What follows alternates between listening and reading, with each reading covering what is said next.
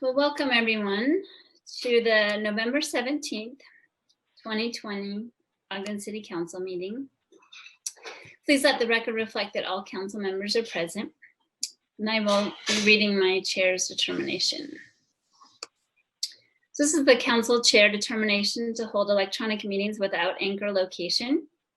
In accordance with Utah Code 52.3.2074, I have determined that conducting meetings of the Ogden City Council with an anchor location presents a substantial risk to the health and safety of those who may be present due to the infectious nature and potentially dangerous health effects of contracting the COVID-19 virus. This determination is based on the following. The Center for Disease Control and Prevention, or the CDC, has determined that COVID-19 is easily spread between or among people who are in close contact with each other through airborne respiratory droplets and may be spread by people who are non-symptomatic. The state of Utah has developed a COVID-19 transmission index through a collaborative effort among state and local health officials, elected officials, the hospital industry, and business leaders. As of November 1st, 2020, Weber County was in the high transmission category, limiting group gatherings to 10 people or less. Based on the foregoing, all public meetings, including work sessions and meetings of the Redevelopment Agency, will be held electronically through November 30th, 2020. Information on how to connect to the electronic public meetings will be posted on each agenda. The public may comment during the electronic meeting and public hearings on agenda items designated for input or during the general public comment period. Written public comments may also be submitted through the following electronic options.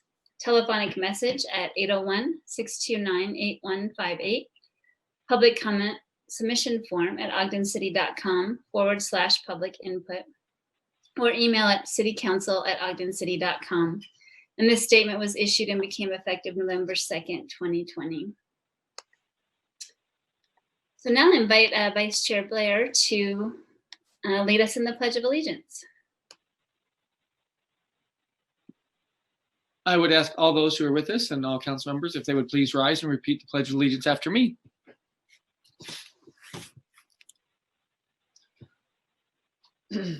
I pledge allegiance to the flag of the United States of America and to the republic for which it stands, one nation, under God, indivisible, with liberty and justice for all.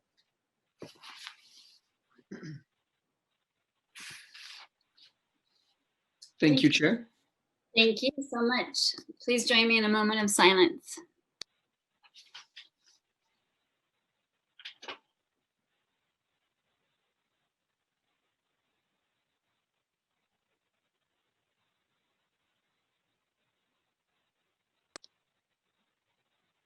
Thanks, everyone. We are really excited this evening to be recognizing the honorary mayor of Christmas Village, or mayors, I should say. And I also, after this is read, we'd love to invite the committee chair as well to make a statement if they'd like. So I'd like to invite Councilmember Nadolski to read the proclamation. Thank you, Chair. I appreciate the opportunity to do this. I was really excited when asked if I would read this because I've made no secret to Jeff and Beth Furton that they're two of my favorite people in Ogden. They really are the epitome of Ogden in the way that they give, the way that they serve to others, the energy that they put into Ogden. So I'm really thrilled to see that they are being suggested for this recognition. So. And I'm excited to declare November 28th, 2020 as Jeffrey and Beth Furton Day in Ogden City. I'll read the proclamation. And whereas calling Ogden home since 2004, Jeffrey and Beth Furton have a deep love for the city. They epitomize the Ogden spirit, and their contributions to our community are invaluable. Jeffrey and Beth have two daughters, Livia and Mia, who, side note, I have gotten to coach alongside Jeff, and they're awesome kids. Their children are their greatest joy. And whereas Jeffrey and Beth are business partners and owners of Daily Rise Coffee, in 2004, their company's first drive-through location opened in Ogden. They chose Ogden because they wanted to start their business in an emerging city, and they strongly believed in the direction it was heading. Today, Daily Rise Coffee has multiple locations throughout northern Utah. And whereas Jeffrey and Beth have been actively involved in the Ogden community. They love going to the outdoor activities and participating in service opportunities. Jeffrey sits on the Ogden Downtown Alliance Board and is currently a member of the Gold Foundation Board. While Jeffrey is volunteering, Beth works tirelessly to keep their businesses going. She ensures that operations are running smoothly and is the driving force behind the bright and cheerful baristas at the windows of their stores. And whereas Christmas Village is a family tradition for the Furtons, one of their fondest memories is the magical twinkle on their daughter Livy's eye the first time she saw Santa in the Christmas Village parade. For years, Jeffrey and Beth have donated coffee and hot cocoa to Breakfast with Santa. They thoroughly enjoy being a part of this event, which gives them the opportunity to meet and interact with members of the Ogden community. And whereas we are grateful for the opportunity to highlight Jeffrey and Beth's legacy in Ogden City, they are staples in our community, and their service and influence have left a lasting impact on our city. Now, therefore, Mayor Michael B. Caldwell and the Ogden City Council do hereby proclaim November 28, 2020 as Jeffrey and Beth Furton Day in Ogden City, and declare them the honorary mayors of Christmas Village for 2020. We express our sincere gratitude for their valuable contributions to our community and encourage everyone to join us in honoring Jeff and Beth by visiting and enjoying Ogden's Christmas Village. And after taking action here, this will have been passed and adopted this 17th day of November 2020. And with that said, Chair, I will make a motion that we adopt this joint proclamation as read. Second. Thank you. We have a motion by Councilmember Nadolski and a second by Councilmember Lopez to adopt the proclamation. All in favor? Aye. Any opposed? Fantastic. Yay! Everybody's clapping for you. Normally there would be a big uproar in the council chambers and we would shake everybody's hand and take a photo. We're just so excited to welcome you and your whole family. And we'd love, if you'd like to make any statements, feel free. Thank you, guys. We're absolutely honored to be recognized as the mayors of Christmas Village this year. It really is a special place in our heart. And thank you, Ben, for the great introduction, and for the whole council, mayor, staff, and for the city for what you guys do. Thank you. Thank you. Mayor Caldwell, would you like to say something? I saw you pop up. I just say, as the mayor of Christmas Village, you get all the complaints about cold hot chocolate and overflowing garbage cans. I'm happy to pass that off, and I'm honored to have you a part of it. Appreciate it. Thank you so much for your dedication to our community. Chair, can I just say one more thing about the Furtons? That proclamation, it really is modest as to the impact that they make in Ogden, and I can say that with full honesty and sincerity because they make that impact for me, for my family. That they are at everything, they show up at everything, and they give everything that they can and everything that they've got. And their kids you two girls are just so much fun to coach, and I love coaching with your dad. I love serving with your mom and your dad, and I look forward to watching you two grow up in Ogden. And you guys really are you guys are like my favorite couple in Ogden. It just doesn't get any better than the energy that you guys bring to everything. So thanks for all of that, and a huge thank you to taking all of those burdens off the mayor for a day like that. I would just add too, though, the most competitive coaching, Ben has told me a number of times, the games that matter the most to him are against you guys. He stresses him out more than anything else he's ever done. That's in softball. I coach with Jeff in basketball, but I coach against Jeff in softball. But when we play the Ogden Reds, man, I'll tell you what. The eyelash goes down when we play the Nadolskis. Yep. Any other? Thanks for giving the big man a break for one night, though. The big man needs a break every now and again. Yeah, hey, it's an honor, and thanks for allowing us to be there. Would any other council members like to make comment?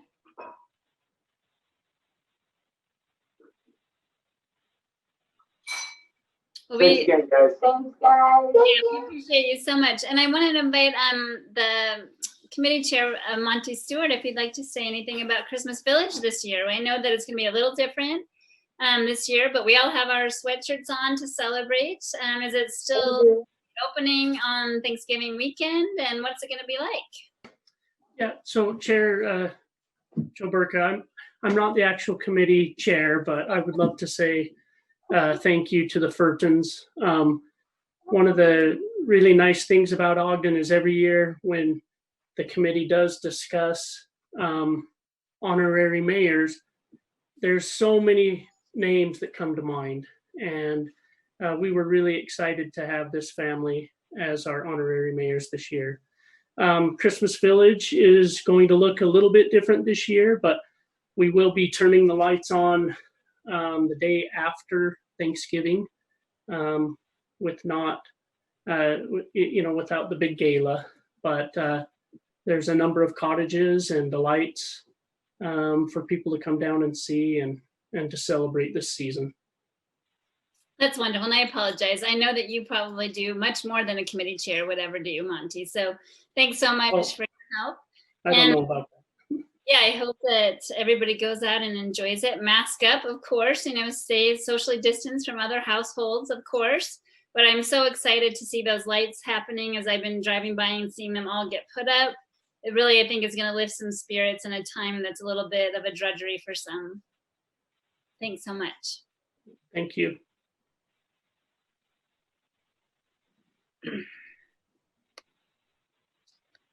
Wonderful. So now we have the common consent agenda. We have 2 items on this: the fiscal year 2021 budget amendment for utility revenue bonds proceeds for setting a public hearing for December 1st, 2020, and the Community Economic Development Citizens Advisory Committee, the approving of appointments.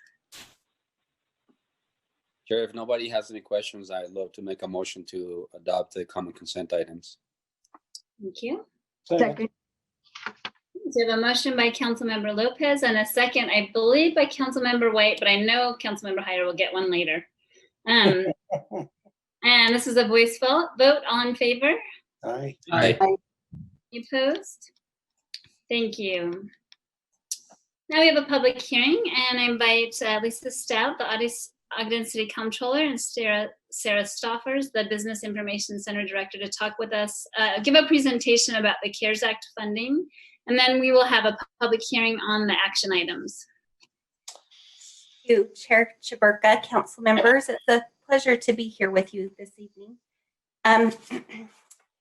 The presentation that we're giving regards a budget ordinance in the amount of $6,612,850, a resolution to adopt an interlocal agreement with Weber County in the amount of $4.3 million, and a resolution to modify the CARES Grant Program guidelines.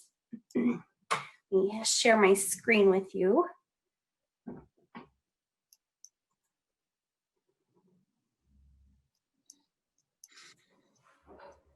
All right.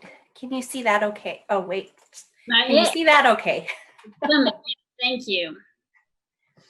The budget action before you in the ordinance is to appropriate $2,312,000 in COVID money received by the city from the state of Utah, and an additional $4.3 million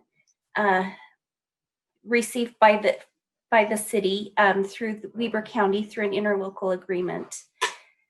The COVID funding that the council has approved in past actions totals $8.1 million, just under $8.2 million. The city has entered into an interlocal cooperative agreement with Weber County to fund COVID business grants in the amount of $3 million. The action before you in the interlocal addendum to the agreement is to use an additional $4.3 million in funding from Weber County to again fund nonprofit and business grants with COVID funds.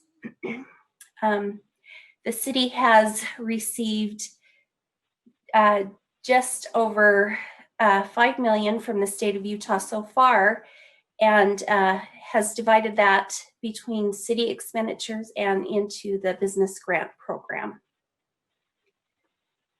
Here is just a summary of funding provided by the state of Utah in the amount of $7.5 million and from the county in the amount of $7.3 million. We received the state funding in 3 awards. The first $2.5 million was funded with the adopted budget. The council took action in September to adopt the second tranche of funding of $2.5 million. And this last tranche of $2.3 million is included in the action before you this evening. Just again, if the council adopts this budget proposal, total CARES Act budget will total $14.8 million. Of that, Weber County is contributing $7.3 million to business and nonprofit grants, and Ogden City is contributing just over $4 million of the city's $7.5 million to business and nonprofit grants.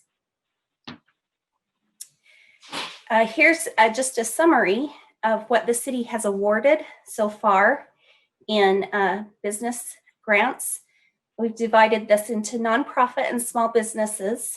We've awarded 44 nonprofit grants in the amount of $3.3 million with an average award of $76,657 and 190 small businesses in the amount of $6.3 million with an average award of $33,378. After this budget action, there would be approximately $1.6 million remaining in funds that could be awarded to small businesses and nonprofits.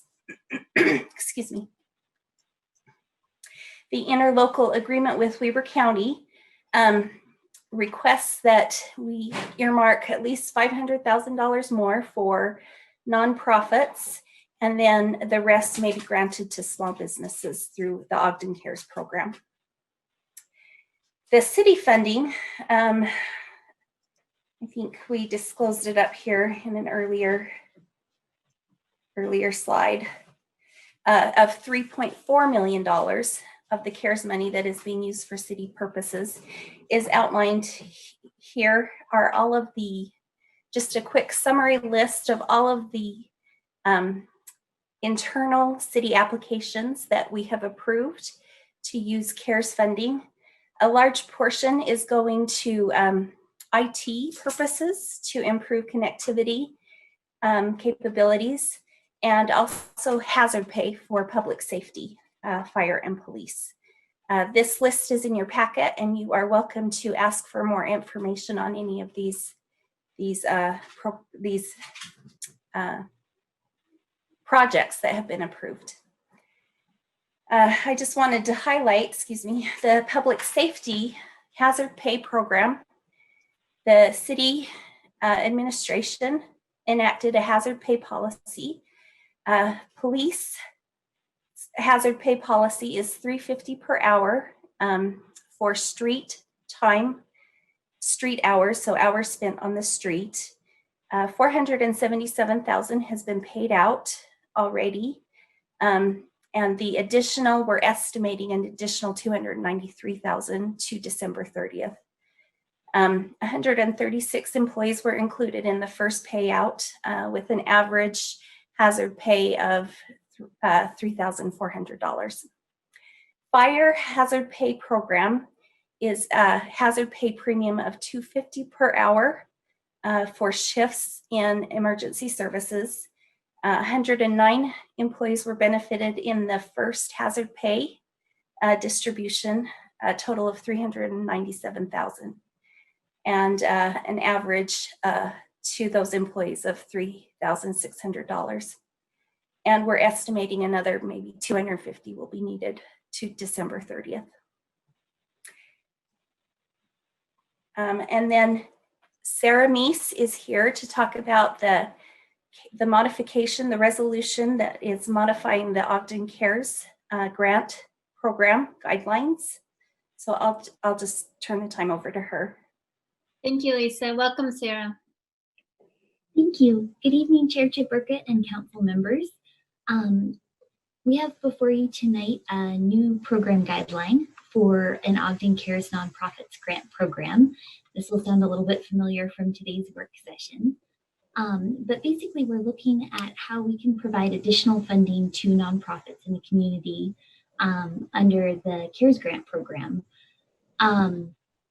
Just for a little background on this, as you've seen from Lisa's slides, the city has been making grants to nonprofits under our existing Ogden Cares Grant Program, with about $3.37 million in approved grants for nonprofits. Those nonprofit grants have been funded through a really great partnership between the city and Weber County. However, we've seen that the needs of nonprofits in our community have not fully been met. Part of that is because our Ogden Cares program was initially focused on for-profit businesses, and then we adapted it for nonprofits. But another major component of that is that with the growing impact of COVID-19, a lot of the nonprofits in the community have new and emerging needs that are really critical as they try to respond to COVID-19.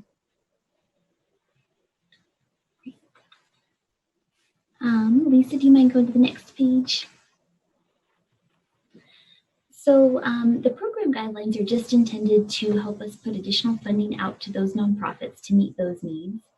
The program would provide additional funding to nonprofits that were previously determined eligible by Ogden City or that are determined eligible by Weber County that still have unmet financial needs due to COVID-19.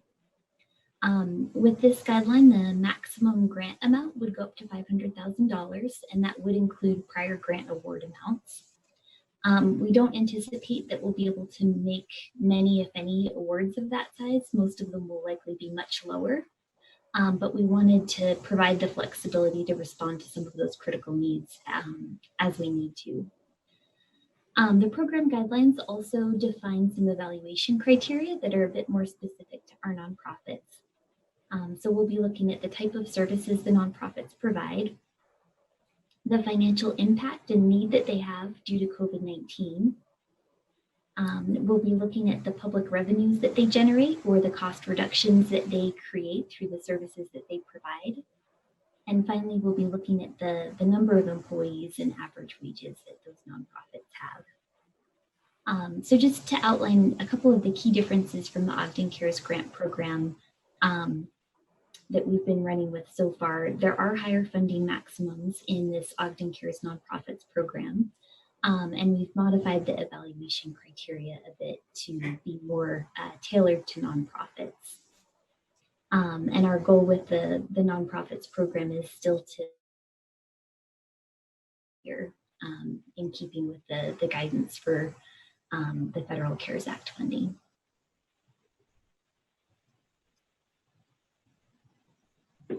Sarah, I have a quick question. I was wondering, I know one of the challenges, and I mean, it doesn't seem like a challenge to maybe business that wouldn't have similar situation, but I know lots of not-for-profits might have sort of a fund that they have that they keep in reserve for hard times. I mean, obviously COVID is a really hard time. And this criteria, how is that kind of reserve fund considered? Do they need to spend down all of their reserves in order to qualify, or how does that work? No, so the program is not necessarily based on shortfall like it was at the start. So we're not looking at expenses compared with the funding that they have available to cover those expenses. We're more looking at the financial impacts of COVID-19 and trying to provide our funding to help respond to that. So even if they do have a reserve fund, if we can see that they have expenses that they've been struggling to cover because their normal revenues or income are down, we can still consider that. Great. Okay, great. Thank you. Any other questions or comments from council members?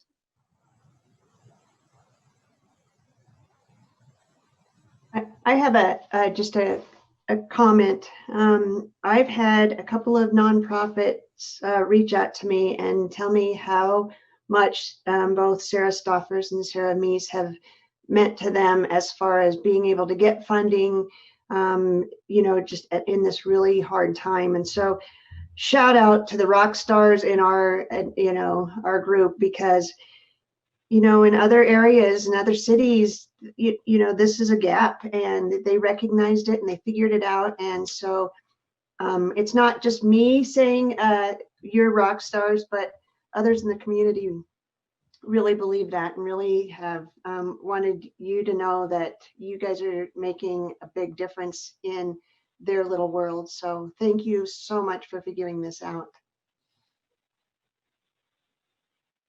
Thanks, Councilmember White. And I think also just all the other partners at the city, from finance to legal, everybody's been kind of all hands in on this effort.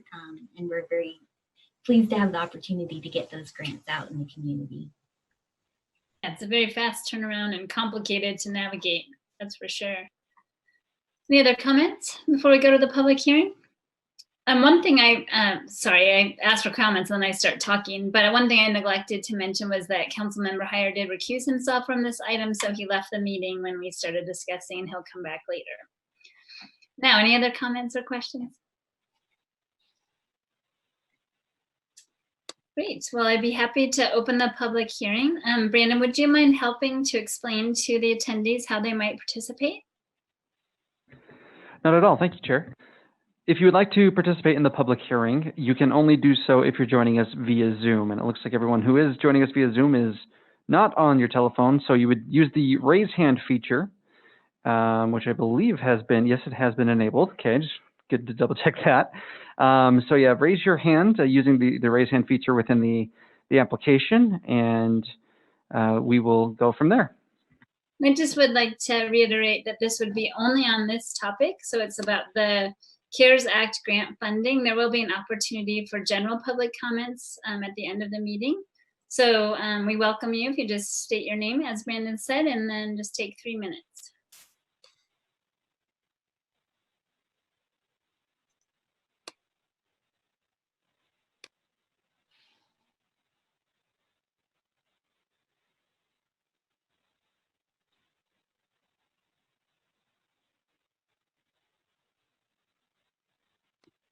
I did see a hand up before. Oh, there's a hand. Great.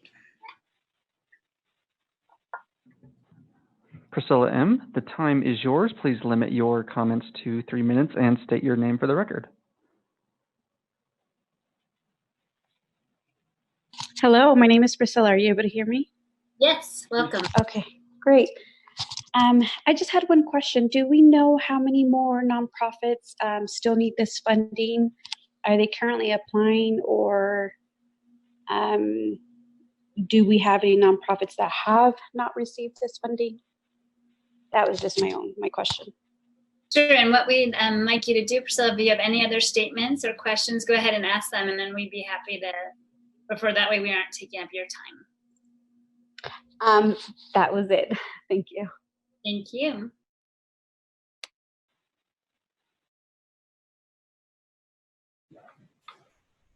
I'm not sure if Sarah or Lisa, if you'd like to respond to that. Sure, I can respond to that one. So the program guideline you have before you tonight is more focused on providing additional funding to those nonprofits who may have already received an Ogden CARES grant or that have otherwise been determined eligible by Weber County.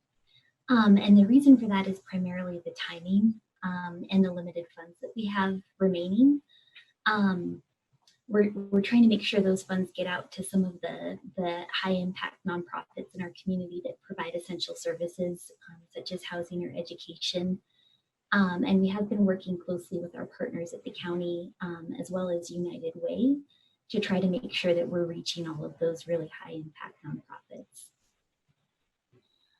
I believe in the packet there was a number, was it 44? I'm just doing it off the top of my head, but there is a number in the packet too of how many had received it before.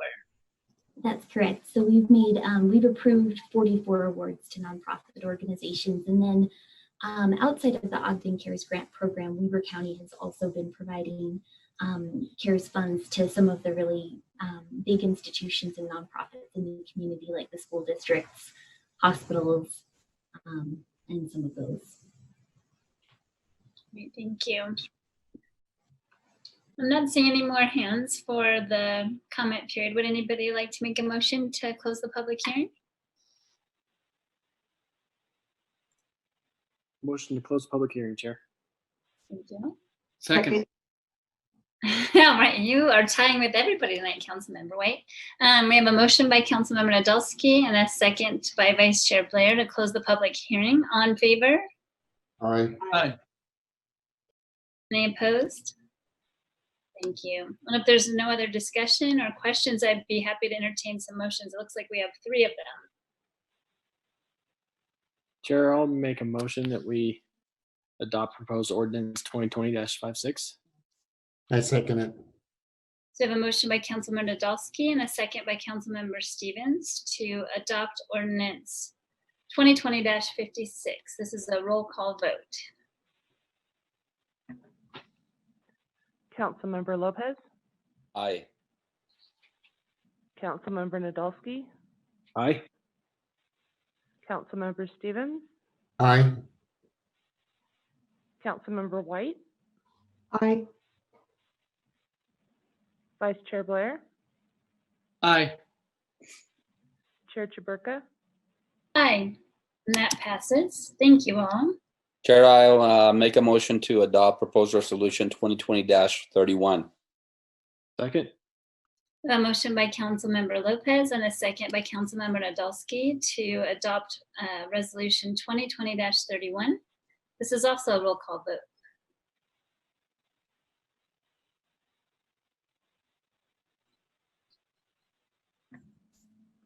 Councilmember Nadolski, Aye. Councilmember Stevens, Aye. Councilmember White, Aye. Councilmember Lopez, Aye. Vice Chair Blair, Aye. Chair Chaburka. Aye, and that passes. One more to go if anybody's up for it. I propose that we adopt proposed resolution 2020-32.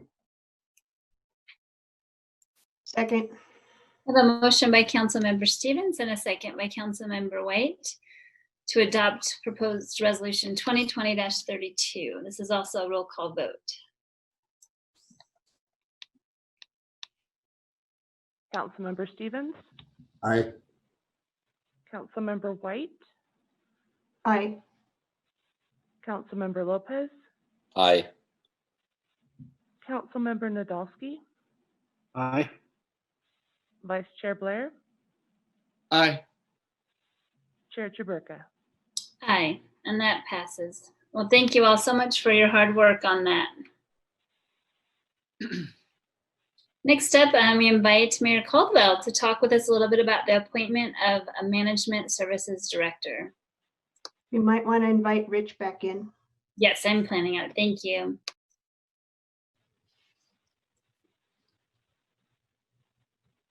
Let me know when you're ready to go.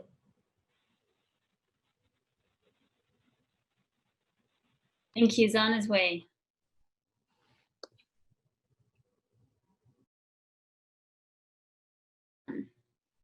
Thank you. Councilman Heyer, welcome back. Thank you. So it's my great honor to present to you the recommendation we have for our new Management Services Director, Mara Brown. She's been an amazing employee of the city in so many regards. And as we heard last week, I think she's going to exceed on all levels of expectation. And I don't know what questions you have and what you want from me, other than to present you who we think is going to be a great representative and an administrative person in the community. Thank you, Mayor Caldwell. Mayor, would you like to say anything? Sure. I just wanted to say thank you. Thank you, Chair Chaburka, members of the council, and thank you to the mayor and Mark Johnson for the support and the confidence and trust in me. And I did want to say that I've been with the city for almost 14 years in the position of deputy city attorney, and my most consistent internal client over this time has been the management services department. And I've worked very closely with the directors in that department, starting when Mark Johnson was the director when I first started at Ogden City, and working with all of the division managers. We have a very strong department of management services. Lisa Stout is our comptroller, who has presented often and is here this evening. Brandy Johnson, the treasurer, she's also the deputy department director, and she presents before you, and the recorder's office, human resources. And so it's just an extremely talented department, and I'd be very excited to have the opportunity to continue working for the city in more of a management and policy role. I also wanted to acknowledge that there's a lot of, it's a steep learning curve, but I'm really hoping that with my experience that I can just jump right in and get a lot of work started. I am also humble, and I am a person who listens and learns before I act, and I will be looking forward to learning from all of the staff in the department, and from others in the administration, and from my peers, and from you all, and other colleagues. And I'm just grateful to be able to move forward and work for Ogden City in a new capacity. I'm happy that your busiest client wasn't the administration. So thank you for saying where you were the most busy. Great. Well, yeah, we're very excited to welcome you, and have all the faith that it's going to be a great appointment. That's my own opinion, anyway. Any other comments, or would we like to propose a motion? Chair, I'd be happy to make a motion if you're ready for one. I am. I would make a motion then that we make the appointment of Mara A. Brown as the Management Services Director for Ogden City, effective January 1st, 2021. I second it. A motion by Councilmember Heyer and a second by Councilmember Stevens to appoint Mara Brown. And this is a roll call vote.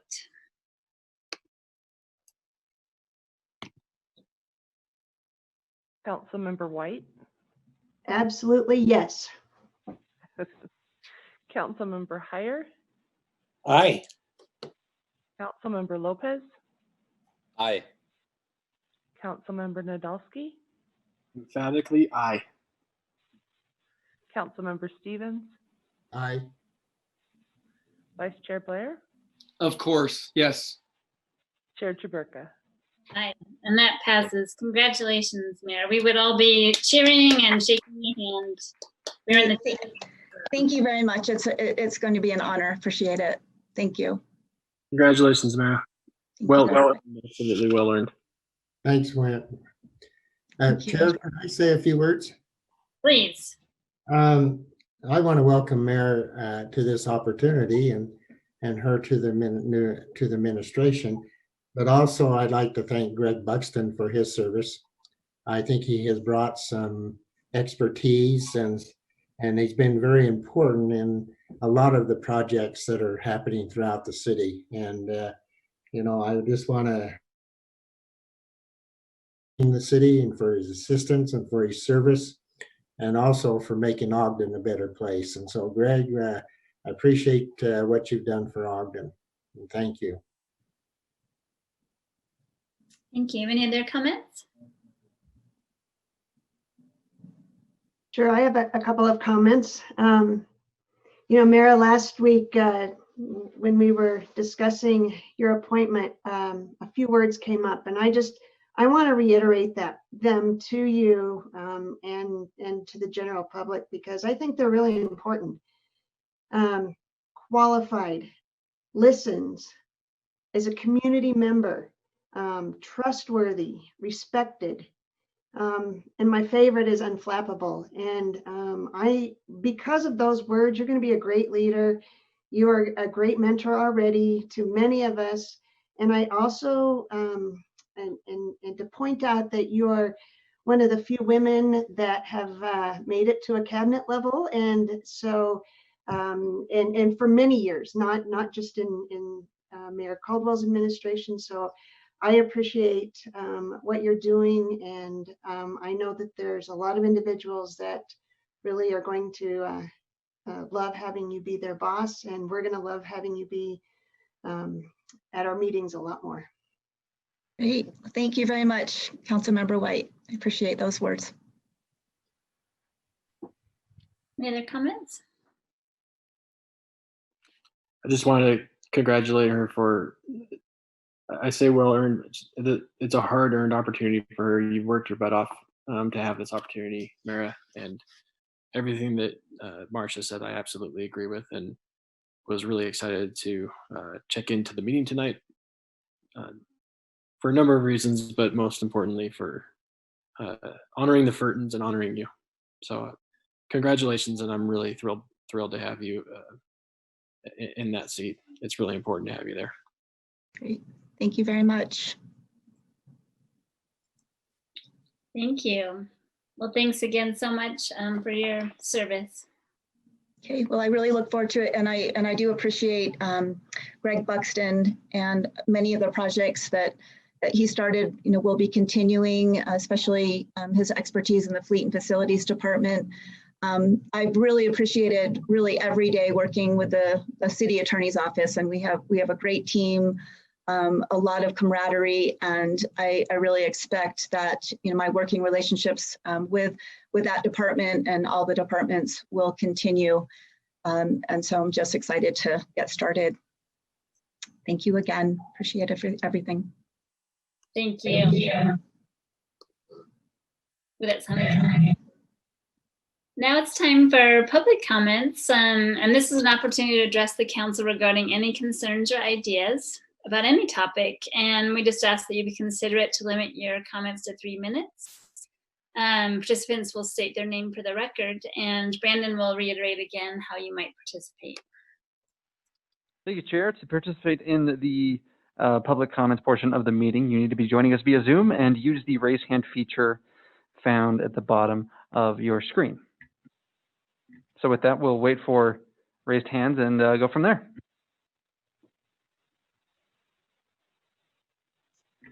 David Farrell, the time is yours. Please limit your comments to 3 minutes and state your name for the record.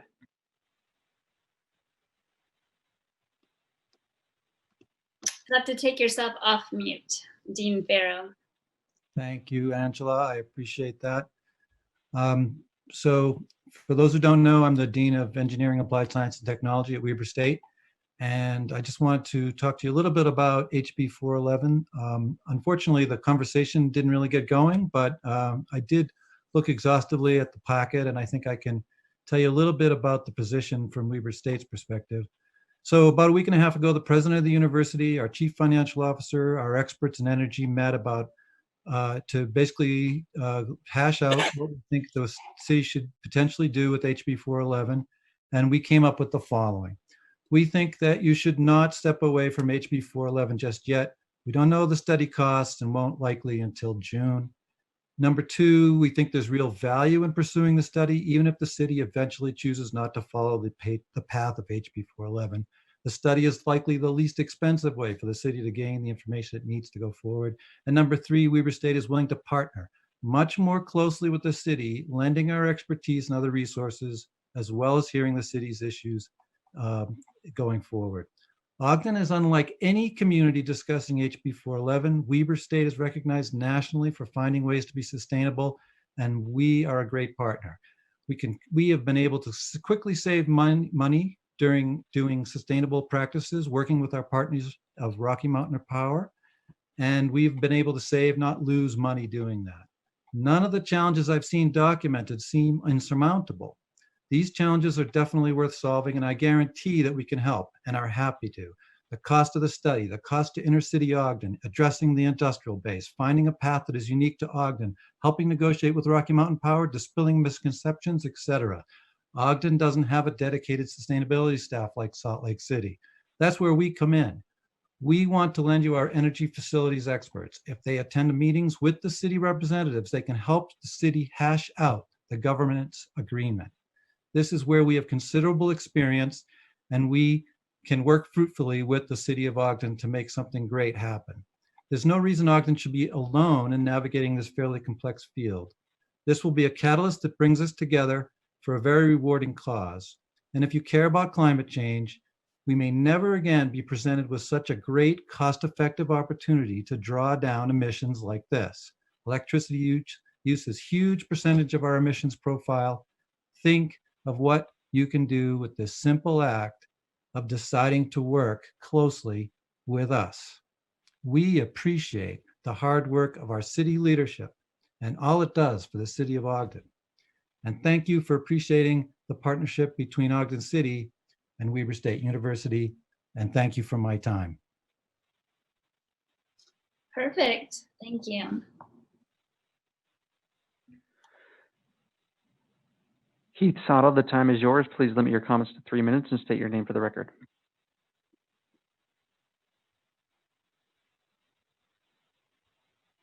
Hey, everybody.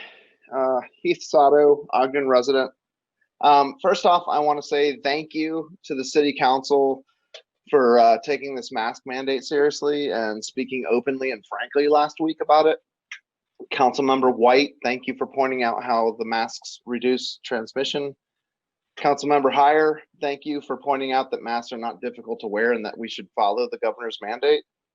Councilmember Nadolski, thanks for reinforcing the call to wear your bleeping mask.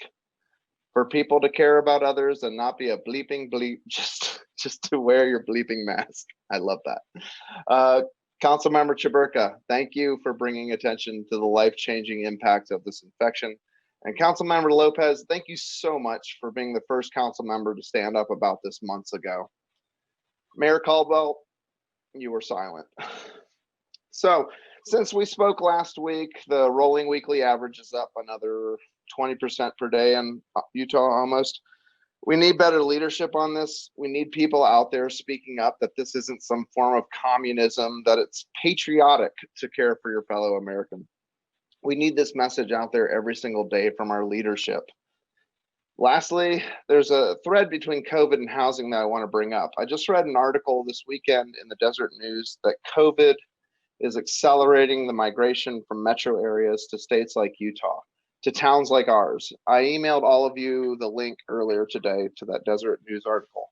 Please take a look when you can. As you know, I bring up housing almost every council meeting. I've emailed the mayor multiple times. I've never heard one word from him about how or if he wants to work on ways to keep our middle and lower income workforce in town. I don't find the idea of eventually gentrifying away all lower income households to be acceptable. That approach to dealing with housing would lead to a very boring, dead city in the future. It's short-sighted at best, and we need to keep diversity here in Ogden to keep it the unique place that it is. I've heard members of the council in work session worrying openly about these issues, but I don't have any indication the mayor is listening or leading on this in any way. I ask again, please lead on this. And since that went a little quicker than I thought it would, I'd also like to mention that the city's website is woefully lame on any COVID information. There's a link on the front page to a bunch of very dry PDFs that has information you can get just by Googling the words Utah COVID. There's nothing about what you should do, how you should deal with it, how we can do better. We just need to do better. Thanks.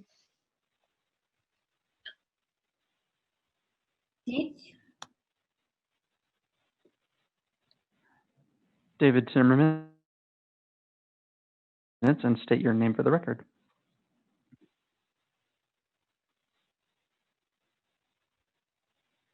David, you'll just have to take yourself off mute. I thought I did. Okay, you can hear me now, I hope? Yes. Okay, Ogden city resident, one of the proponents of the Clean Renewable Energy Act / House Bill 411. I was happy to work with several other collaborators a year ago, and so happy at the moment when we had the majority of the city council support us in not an easy question and sort of a beginning. But I have to say that I'm kind of disappointed now when I read an article in our local paper, the Standard Examiner, where the mayor and the city manager are both expressing a desire to drop the process when it's only just begun. This to me was disheartening and I believe disingenuous to all of us who have worked to see this happen. On top of that, I don't know why there is an issue here. I would love to see Ogden City be one of the courageous communities instead of one that's fearful and backing out. I think we need to lead on this. Ogden is a different kind of place, which is why I live here. And I would just like to see us continue to improve and do better. I think we have to all agree that we live in the real world and we do listen to science. As the earlier commenter spoke about COVID, it is a real thing. And our planet has a fever right now, and the only way to reduce that is to think long term. I'd like to close my remarks urging everybody to stand steady and strong, to not give up yet. We're way too early in the process. And let me just quote a young woman who spoke in New York on September 23rd, 2019 to the UN. People are dying. Entire ecosystems are collapsing. We are in the biggest beginning of a mass extinction, and all you can talk about is money and fairy tales about eternal economic growth. And to quote her at the end, how dare you? So please, Ogden, follow up. Let's not quit before we've even begun. And I hope you will do the same. Thank you.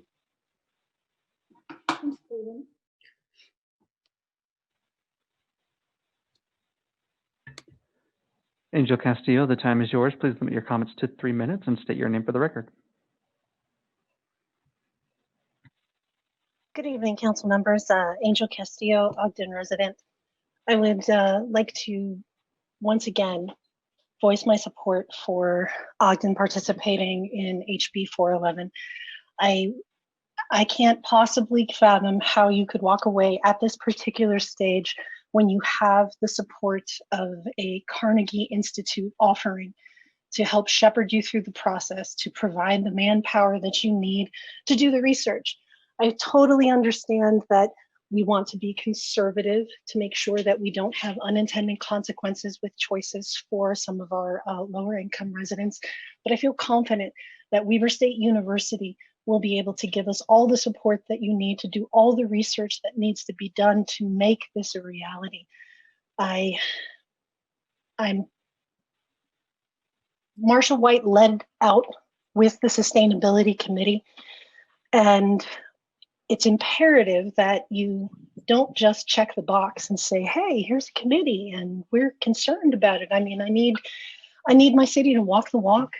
I need you to put your money where your mouth is and actually do something for our children, for our environment, and explore everything. And the fact that we are hearing that you want to bail out before you've even gotten far enough along in the process to have some actual data that says, you know, this isn't going to work for us, it breaks my heart.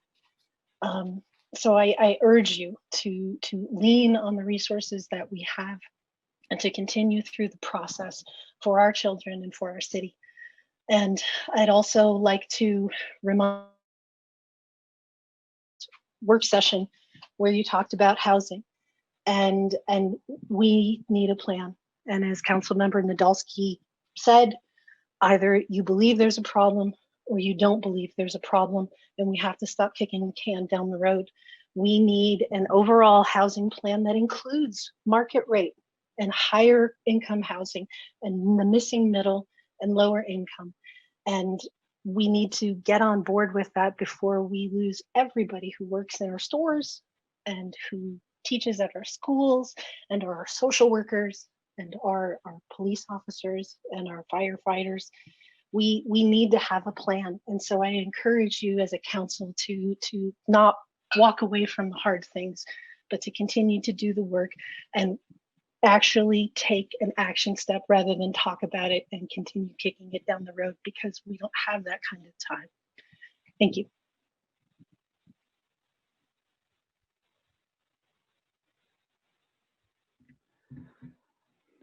Kaya Hill, the time is yours. Please limit your comments to 3 minutes and state your name for the record.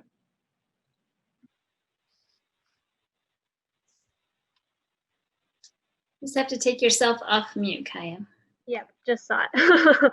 I saw it pop up. All right, so my name is Kaya Hill. I work at Weber State University. I was actually a recent graduate in 2019.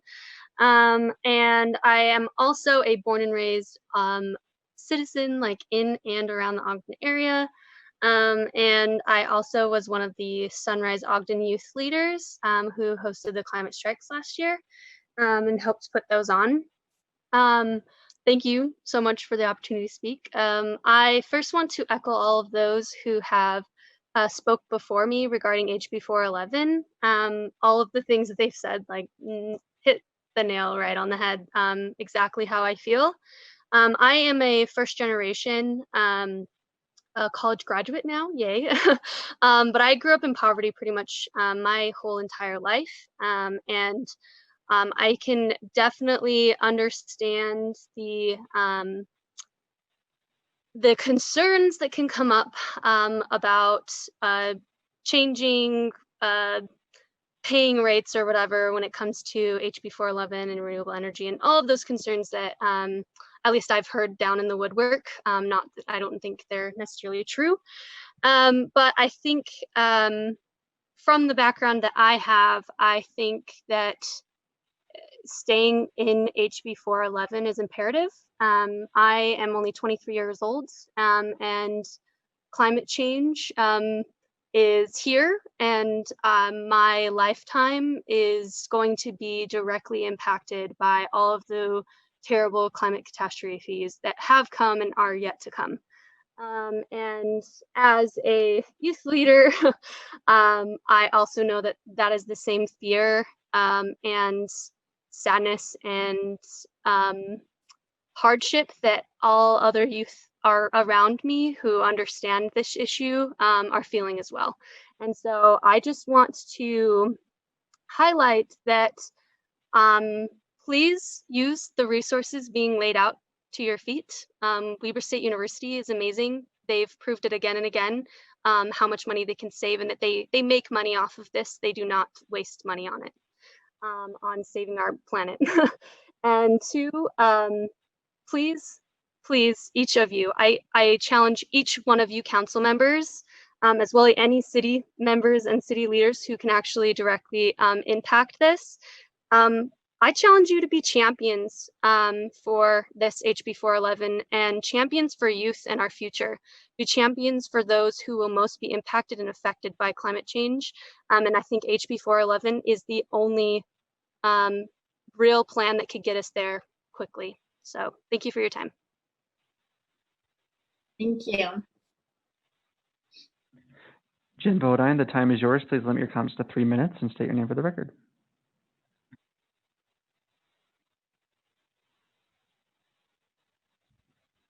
You hear me?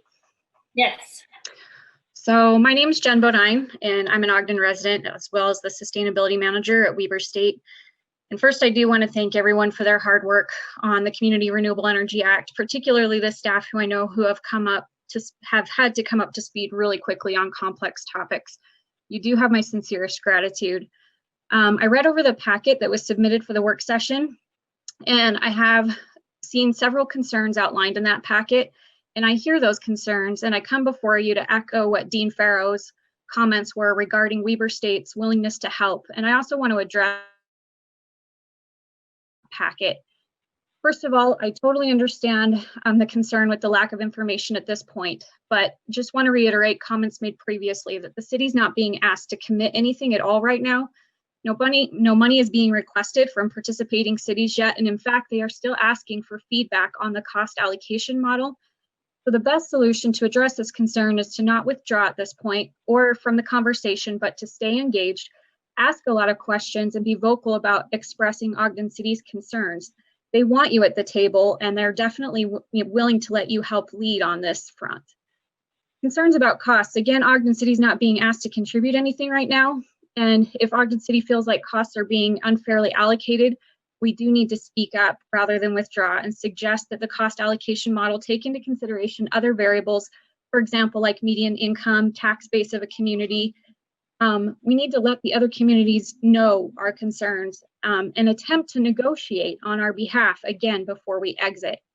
My understanding is that there are efforts to raise funds to help alleviate some of these costs. We need to be part of those discussions and engaged in those discussions. Remember that right now, Ogden City currently is being asked to pay 10% of the cost. If Ogden decides to go it alone at some date in the future, the city will be on the hook for 100% of the cost. So my humble ask is to stay engaged in the process, at least until an actual decision point has been reached.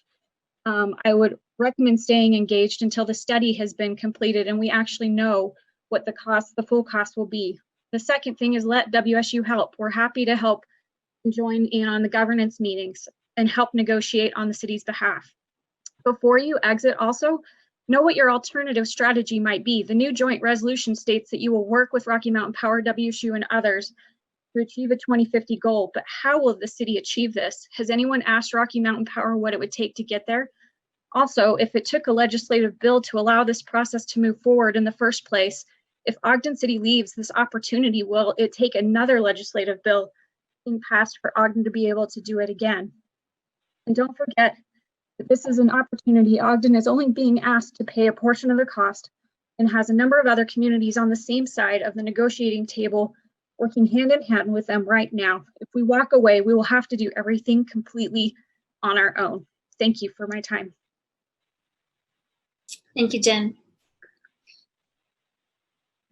Trevor Jones, the time is now yours. Please limit your comments to 3 minutes and state your name for the record.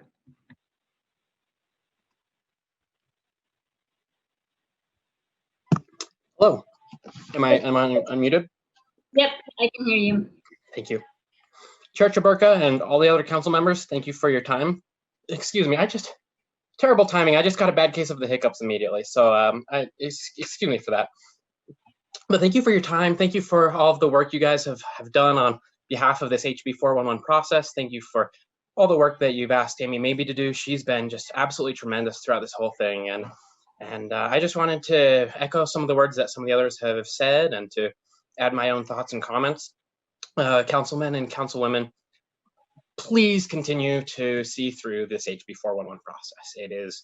No one ever said it would be easy or cost-free, but I think the alternative is, well, it's well defined that we're going to be looking at more and more major natural calamities, disasters, things. I mean, I've heard it said right now we are taking a nature walk through the book of Revelation. And it is absolutely imperative that we do our part to help mitigate that in whatever way we can. And on the grand scheme of things, Ogden is a very small player, but as far as helping this HB 411 process to continue forward, we are actually a very large player.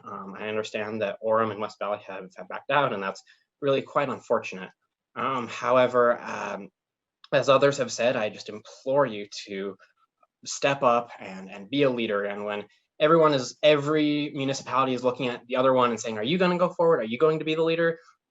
Please, on behalf of the citizens and residents of Ogden's and concerned citizens all around the world, please be that leader. Please step up. One of the very first public comments at the environmental committee meeting was from a lady who was in a trailer and was concerned about air quality. And she understood as clearly as any of the rest of us that although our part is very small, global climate change affects local air quality. And she was very concerned about us staying in and doing our part. I thought that was absolutely fantastic because it shows what I always thought, what I can never quite, put into words or make scientific or make, that the poorest people get it. The poorest people understand that we're all in this together on climate change, and more than people who are well off and we can insulate ourselves from the effects of this, people who are in the lower socioeconomic strata would support this the most, I truly believe. So councilmen and councilwomen, thank you. My time is up, but we appreciate all you do. And again, please just listen to the voice of the people and continue through with this process. Thank you. Thanks, Trevor.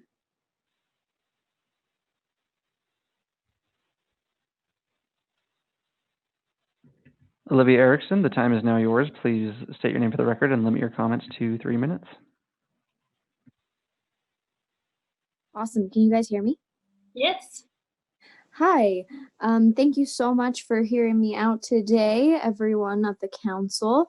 My name is Olivia Erickson. I'm a student at Weber State University studying atmospheric science.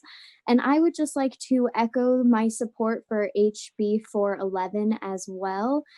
As a child, if you asked me what I wanted to be when I grew up, I would have told you a mom. And now, due to the research that I've done with climate change and how it will impact our Earth in the next few hundred years, I've decided that that is something I will not pursue now because I am terrified of the world that I will be leaving to my children.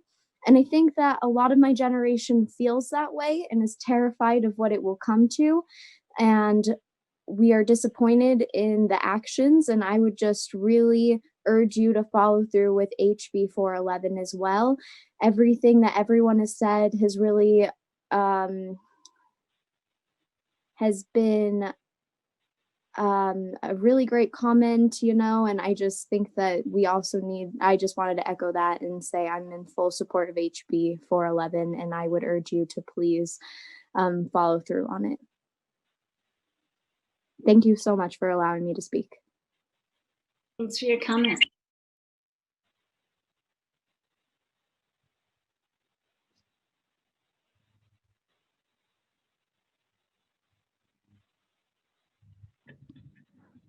Edward Macker, the time is yours. Please limit your comments to 3 minutes and state your name for the record.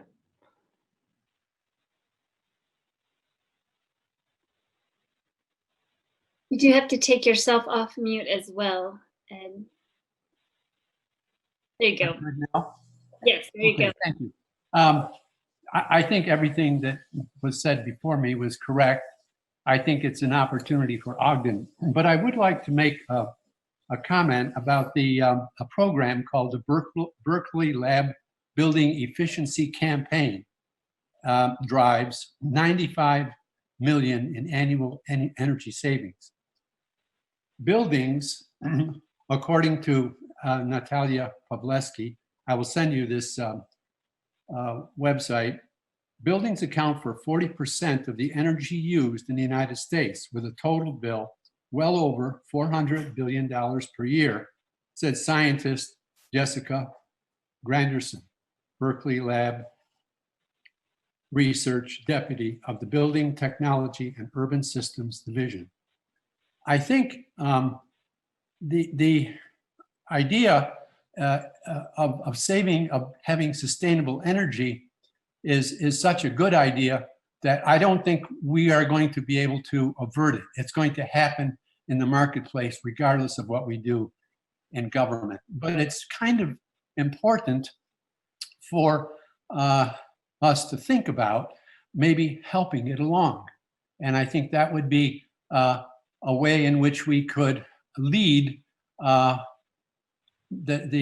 project to sustainable energy.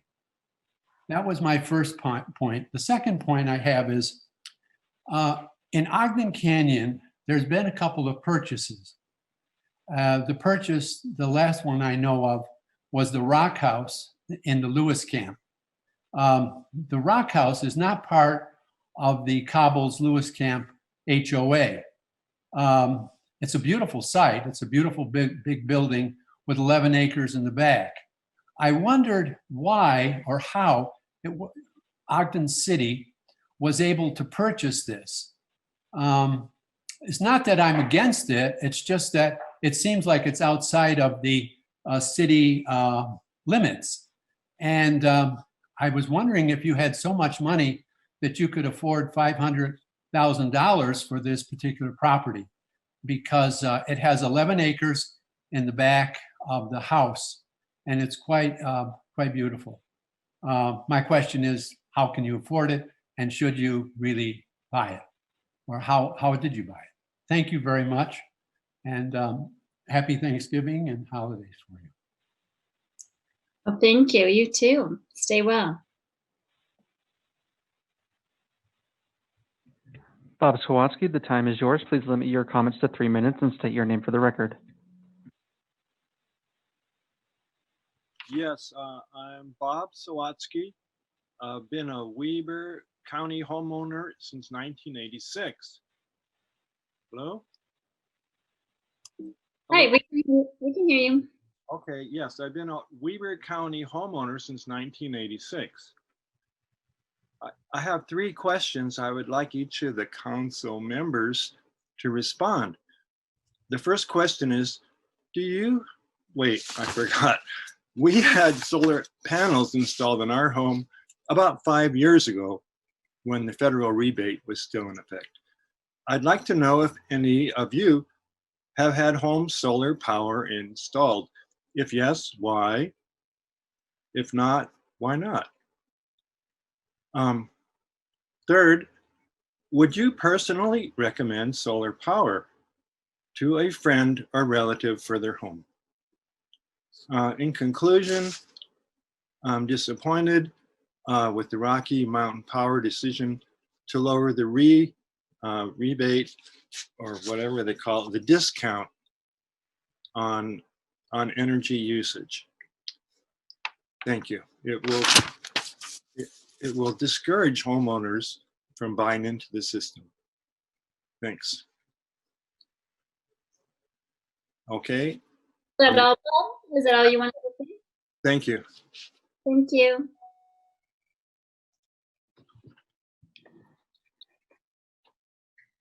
I don't see any other hands raised at this time. Wait another second just in case. Oh, I spoke too soon. Carrie France, the time is yours. Excuse me, Chair, sorry. I was just gonna say, we're Carrie having France. so many folks, but yeah, go ahead, Carrie.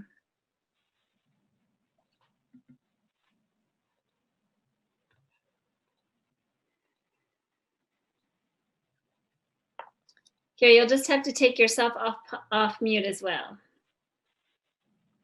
All right, is it working now? Sorry about that. Oh, no problem. Okay, my name is Carrie France. Go ahead. Thank you for the time, and thanks for allowing us to comment on this. I am at Weber State University. I'm an earth scientist, and my expertise is on sea ice and climate change in the Intermountain West, 2 different things, but 2 aspects of climate change. And more importantly, I live and I work here. I'm a resident. I hope to someday raise my family here. And the future of energy in Ogden is really important to me.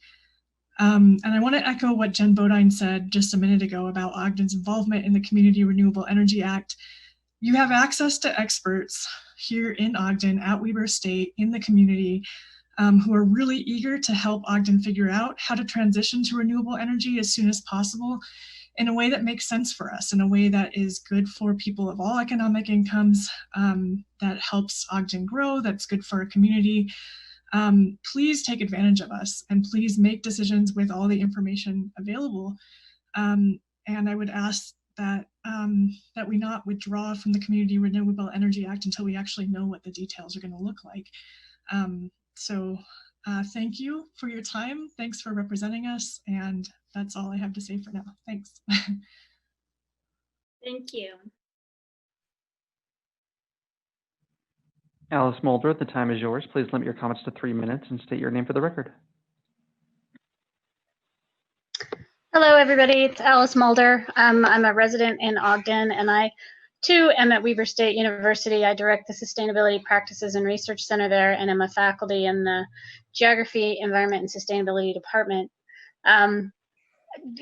In short, I definitely want to echo what has been said about sticking with the process of HB 411. I really commend the council and the city for signing up to this process to see what it would be about, how it might work, and I do think it is really, honestly, a one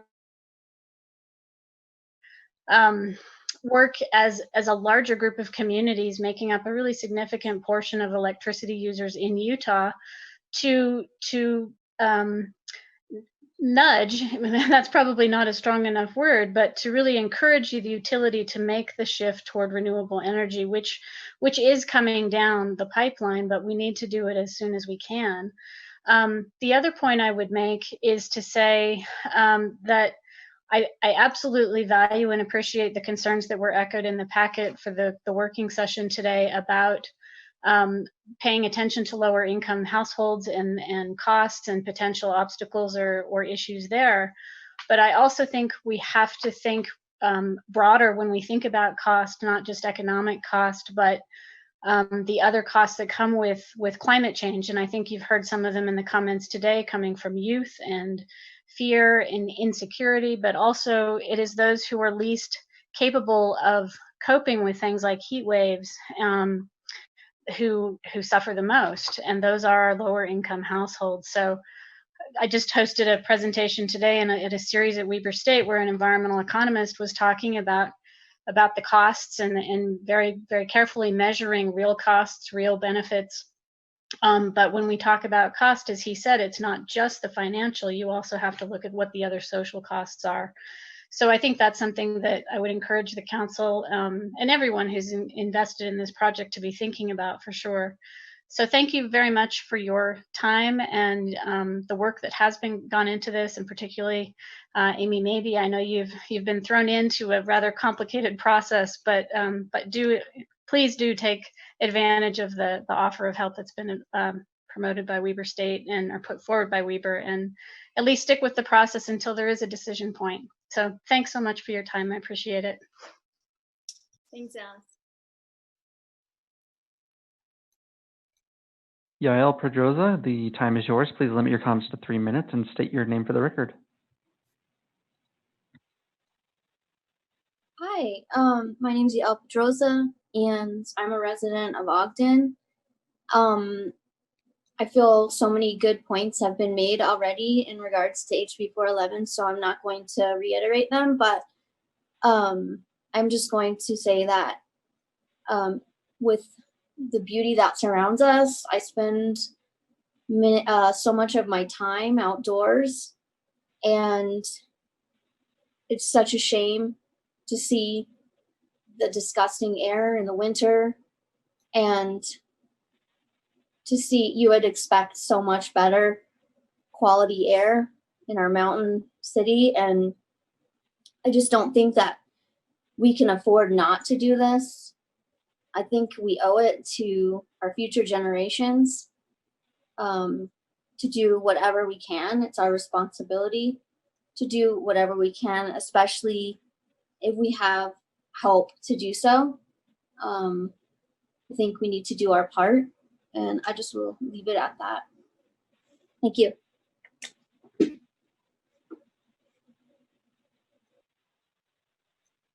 Thank you, everyone, for coming. And we really appreciate all the community engagement about this topic and many others that were mentioned.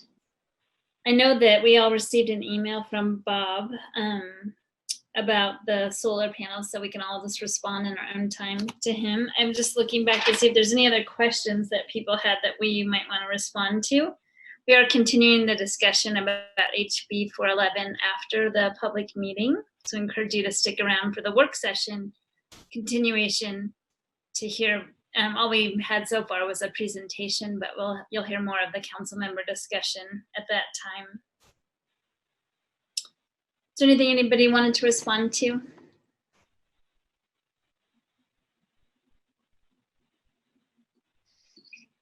I don't see anything on my list right now to give a direct response to. Great. Well, Mayor Caldwell, would you like to I'm make sorry. any? Oh, What- go ahead. I'm sorry. I couldn't hear what you just said about the work session. Did you say we're going to talk about HB 411 at the work session? We were going to continue after the public meeting just for a few minutes so that council members could ask questions and have a little discussion. Okay, thank you. Mayor Caldwell, would you like to make any general comments? I have a handful of comments I'd like to make. First of all, in regards to House Bill 411, we have agreed, and I've talked at length about, we agree with the intent of that. It's just the implementation and the timing of the implementation for that. And for those that are listening, you know, I was one that rode my bike to work every single day for a full year to talk about active transportation, more opportunity to, more access to opportunities and everything else. So I believe fully in that, but one solution doesn't fit every single community. And so we're looking at that. And as technology comes available, we believe in the intent of that legislation. It just takes time for us to make sure that it fits for our community. And so to put everybody to rest, we really do believe in the intent of House Bill 411. It's just going to take some time to do. And I've done that on my own, having ridden my bike to work every single day for a year, because I really believe that that's where we're going and that's what we need to do. That's how we've designed our downtown. If you looked at our Make Ogden program and planning guide and master plan, it's all in there. And so we really believe in that. It just is in terms of timing and technology and everything else. And so I appreciate those comments, appreciate everybody that's been involved in that, appreciate everybody that is passionate about this, because we share all of those same feelings. It's just a matter of timing and economics and implementation. I do want to thank Monty and Jay and the crew for what they've done to bring our Christmas village together.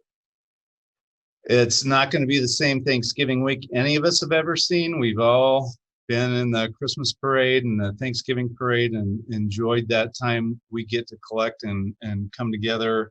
It'll be a lot different this year, but they've still worked extremely hard to do that. And I want to make sure that they know how much we appreciate them.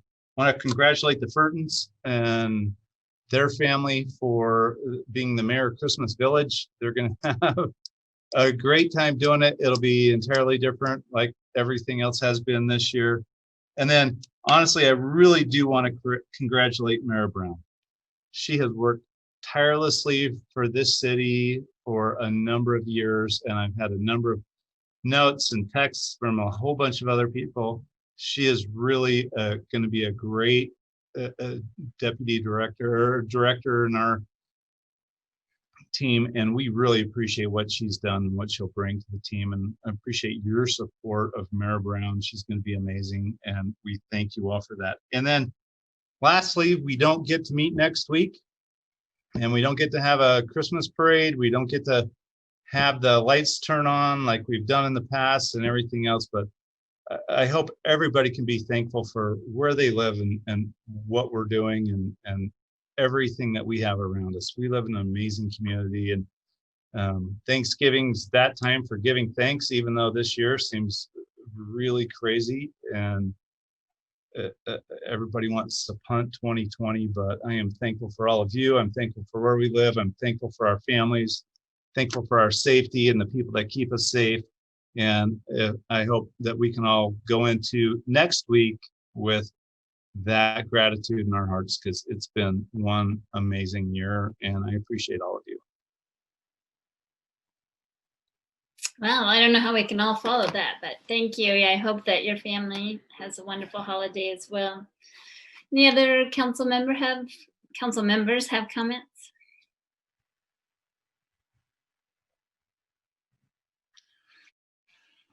Chair, if there's no other comments, I guess I don't know quite how to say it, but I appreciate all the feedback we've got on HB 411. I'm looking forward to the continued conversation. I have to agree with something the mayor said, that we believe in the intent of HB 411. but even more than that, I think we believe in the goal that we set to have 100% sustainability by a certain time, and that that's a goal that matters for our community. I personally have a graduate degree in the sciences, and I have committed my professional life to natural resource stewardship and environmental improvement and sustainability. And so I don't want people to think that us signaling concern is us not being open-minded. I think that there's some sincerity to the fact that we're signaling that we have some concerns, and I think that there's a healthy amount of respect for some of the concerns that we have with the uncertainties that are before us, some of the things that we're hearing from other communities, and that for me personally, I think I just might have to take up that offer from the Weber State professors to help me better understand this, because I truly want to understand it. And I do truly want to reach that goal, and I want to understand why HB 411 is the only option to get us there, and if that's not the case, what is the option to get us there? I don't know. I just don't see us as a closed book or a closed mind. I just see us as a deliberate and thoughtful set of public officials that are trying to understand the information before us and make a good decision for the community. It's not, I don't know. I'd hate to see politics demonize any of us or anyone for just trying our best and trying to wrap our minds around it. So if the community is willing, and if the people that have spoken tonight are willing to truly help us understand, and I think that they are, I think I'll have to reach out to a couple of those folks and maybe sit and ask some candid questions and get candid answers that can help me understand better, so I can make a better choice. But I don't think that means that I'm a closed book or a hard no or closed-minded. It's just a dang freaking hard topic that's hard to make a choice, and that feels like a leap of faith to some degree at sometimes. So I'll punt the rest of my comments to the rest of our discussion, but I hope people will at least accept that we're trying our hardest to make the best choices that we can, and that we're people that love Ogden as much as anybody, and that they'll give us some support to do our best. And thanks for those comments, Councilmember Nadolski. Yeah, I would just suggest too that the Sustainability Committee also offered to, talk through some of our concerns and help us think about it. So that might be something you want to think about too, because those folks have already volunteered to do that. Yes, Councilmember Lopez. Chair, I just want to echo the comments that Member Nadolski just made, and because we have a work session and we still have some work to do, I won't speak long right now. I'll just say, I just wonder if we need to figure out a way to have some kind of a work session or a meeting with the Sustainability Committee and with Weber State representatives, and work together to explore and to learn, as Councilmember Nadolski was saying, to learn what those options might be. I could talk a lot more about why I feel that would be a good thing to do, but I'll wait until we move on to the work session. But that's just in my mind. And my mind is, I agree with all the statements that were made about the importance to do something and to not miss on a potential opportunity. But I also share the concerns that we all talked about when this was brought out to us, that we feel blindsided by the mystery of what this could be. And so, but yeah, just for whatever it's worth, for all the people that spoke, whether some of them might stay for the work session or not, the issue is very important to me, and I know it's very important to all of us. And I just wanted to put that on the record. Thank you. Thank you. Any other comments? Chair, can I take a few minutes? Please. As I recall, the vote went 5-2 for council to start this process. And as been outlined in our work session, 2 cities have opted out. But it must be, I appreciate the comments from our citizens and the information that has they've given us about a little bit about 411. We hope we can get some more. But it's a positive entity for us that we are still gathering information. And I think that's the plus side of it. We have, as mentioned before, we have a lot of work to do. We're supposedly at the starting line. We're not at the finish line. And we're processed through this race. And hopefully we can gather information and direction that will make the decision we'll make down the road. But we're still looking at climate change. We're still looking at how we can improve the environment. And that's a positive entity. The other aspect that I would like to mention is that it's not hard to wear a mask. And when we do, my wife and I, we always wear a mask because we're concerned not only about ourselves, but about other individuals who we come in contact with. And this pandemic is real. And we're not giving up our rights when I wear my mask. I am actually exercising my right because that's a right that I have. And so I would encourage everyone to wear their mask. The other aspect is that we're going into the holidays. Thanksgiving is coming up, and we want to greet our families. But I'd encourage you to, if you're making preparations for the Thanksgiving and Christmas, that you should do your shopping in Ogden, and that you shop those businesses that are established here in the city. And also on Thanksgiving, if you can, maybe help someone else that needs some help for Thanksgiving and for Christmas. I think those 2 elements there would enhance our relationship to others in our community. And so I would say to stretch out your arms and not hug them, but offer the suggestion of help to those who need the help. And that's all I have to say. I like it. I agree. Chair, if I could can I follow up with that? Because I was going to say, wear your bleeping mask. Yeah, just say it at the end of every meeting. Yeah. Hey, I just also want to say that, one of the things, I kind of think that Thanksgiving is just another Thursday and we can do it again maybe in March. So maybe while we're having a hard time keeping these numbers low and people out of the ICUs and all of that, maybe we just say it's just another Thursday and we're going to do Thanksgiving in March. So maybe, this year's kind of really already messed up. So maybe let's just keep it messed up and let's not do Thanksgiving, but maybe do it. I propose in March. We can do it again in March too, but yeah, with other people then, only by ourselves in our own households now. Yeah, I agree.